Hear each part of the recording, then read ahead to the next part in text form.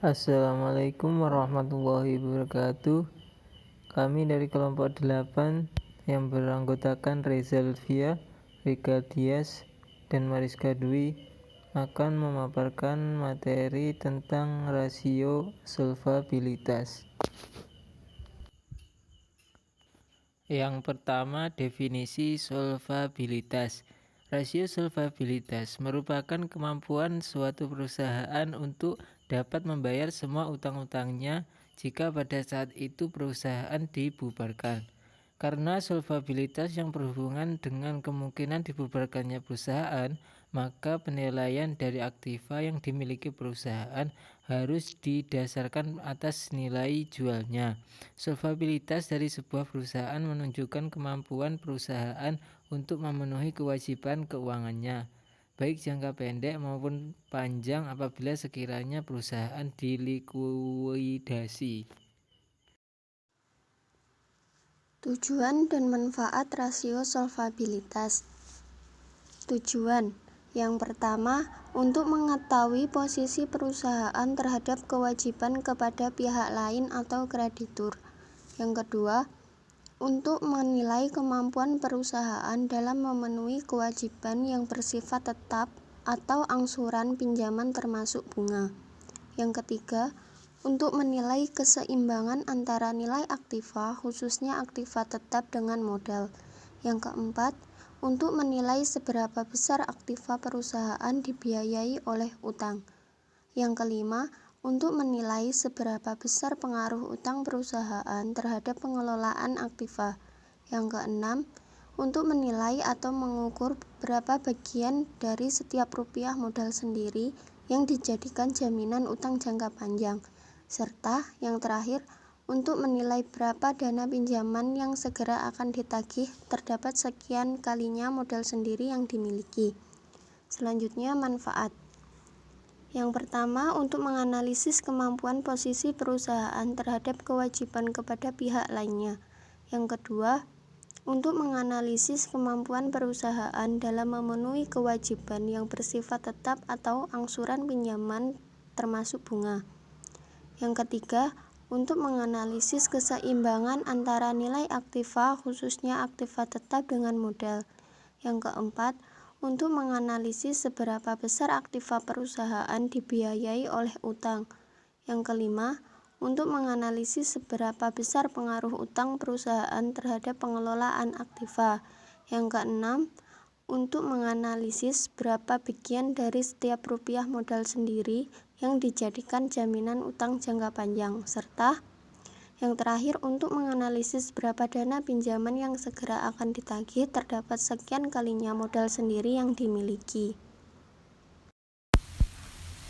Selanjutnya, jenis-jenis rasio solvabilitas dan pengukurannya.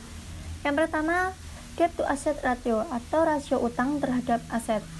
Merupakan rasio utang yang digunakan untuk mengukur seberapa besar aktiva perusahaan dibiayai oleh utang atau seberapa besar utang perusahaan berpengaruh terhadap pengelolaan aktiva. Caranya adalah dengan membandingkan antara total utang dan total aktiva. Menurut Margareta, rasio ini mengukur presentasi total dana yang disediakan oleh kreditor. Makin tinggi rasio, risiko akan semakin tinggi. Standar rasio industri untuk debt to asset ratio adalah 35%. Rumus menghitungnya, debt to asset ratio sama dengan total debt per total aset. Apabila debt to asset ratio semakin tinggi, porsi penggunaan hutang dalam membiayai investasi pada aktiva, yang berarti pula risiko keuangan perusahaan meningkat, dan sebaliknya. Yang kedua, debt to equity ratio atau rasio utang terhadap ekuitas. Merupakan rasio yang digunakan untuk menilai utang dan ekuitas. Rasio ini berguna untuk mengetahui jumlah dana yang disediakan peminjam atau kreditor dengan pemilik perusahaan. Dengan kata lain, rasio ini mengetahui setiap rupiah modal sendiri yang dijadikan untuk jaminan utang. Standar rasio industri untuk debt to equity ratio yaitu 66%. Dengan rumus debt to equity ratio sama dengan total utang atau debt per ekuitas atau equity. Dapat kita ketahui bahwa semakin kecil rasio ini semakin baik, dan untuk keamanan pihak luar, rasio terbaik jika jumlah modal lebih besar dari jumlah utang atau minimal sama, namun bagi pemegang saham rasio ini sebaiknya besar. Yang ketiga, terdapat long term debt to equity ratio atau rasio utang terhadap ekuitas jangka panjang, merupakan rasio antara utang jangka panjang dengan modal sendiri. Tujuannya adalah untuk mengukur berapa bagian dari setiap rupiah modal sendiri yang dijadikan jaminan utang jangka panjang. Standar rasio industri untuk long term debt to equity ratio adalah 10%. Rumusnya, long term debt to ratio sama dengan long term debt per equity kali 100%. Kemudian yang keempat, times interest earned ratio atau kali rasio perolehan bunga, merupakan rasio untuk mencari jumlah kali perolehan bunga atau kemampuan perusahaan untuk membayar biaya bunga. Menurut Rambeck DKK, rasio ini mengukur seberapa jauh laba bisa berkurang tanpa menyulitkan perusahaan, karena perusahaan tidak mampu membayar beban bunga tahunan. Standar rasio industri untuk times interest ratio adalah 10 kali setiap tahunnya. Dengan rumus mencarinya, times interest earned sama dengan earning before interest and tax atau EBIT per biaya bunga atau interest. Apabila semakin besar rasio ini, berarti kemampuan perusahaan untuk membayar bunga semakin baik dan peluang untuk mendapatkan tambahan pinjaman juga semakin tinggi. Yang kelima atau yang terakhir, fixed charge coverage atau lingkup biaya tetap merupakan rasio yang menyerupai rasio times interest earned.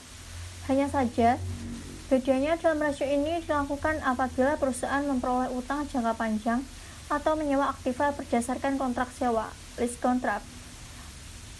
Fixed charge coverage digunakan untuk mengukur berapa besar kemampuan perusahaan untuk menutup beban tetapnya, termasuk pembayaran dividen. Standar rasio industri untuk fixed charge coverage adalah 10 kali. Rumusnya, fixed charge coverage sama dengan EBT ditambah biaya bunga ditambah kewajiban sewa per biaya bunga ditambah kewajiban sewa. Mungkin cukup sekian pemaparan materi dari kelompok kami. Jika ada kurang lebihnya, kami mohon maaf. Wassalamualaikum warahmatullahi wabarakatuh.